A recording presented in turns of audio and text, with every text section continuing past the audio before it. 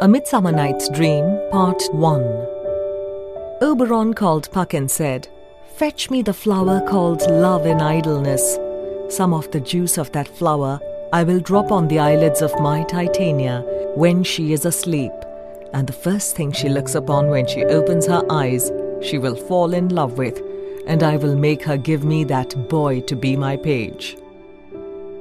Oberon overheard Demetrius rebuking Helena for following him.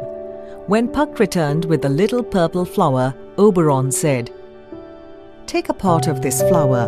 There has been a sweet Athenian lady here who is in love with a disdainful youth.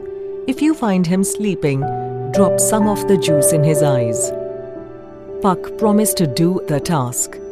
Meanwhile, Hermia entered the wood, and Lysander persuaded her to rest till morning, and lying down himself on the ground at some little distance, they soon fell fast asleep. Puck poured some of the juice of the flower into his eyes. Later, Helena came that way, for she had lost Demetrius, and instead of Hermia, Lysander opened his eyes and saw her. The power of the juice vanished away all his love for Hermia, and Lysander fell in love with Helena. A Midsummer Night's Dream, Part 2. Oberon had learnt from Puck that he had applied the potion to the wrong person's eyes, and now, having found the correct person, he touched the eyelids of the sleeping Demetrius with the potion, and he instantly awoke, and the first thing he saw was Helena. Then Lysander and Demetrius, both under the influence of the charm, professed their true love for Helena.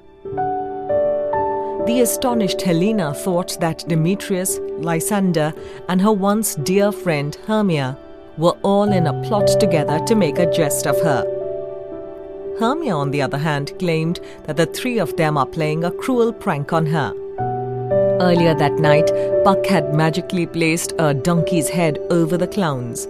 The clown, unconscious of it, wandered and went towards the bower where the fairy queen slept.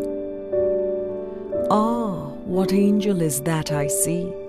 I am the queen of the fairies, and I love you." Oberon saw the clown sleeping beside his queen. He teased her for some time. Then again he demanded the changeling boy, which she did not refuse.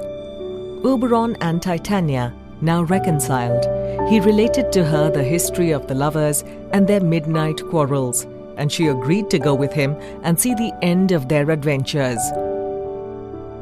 The fairy king and queen found the Athenian men and their fair ladies at no great distance from each other, sleeping on a plot of grass.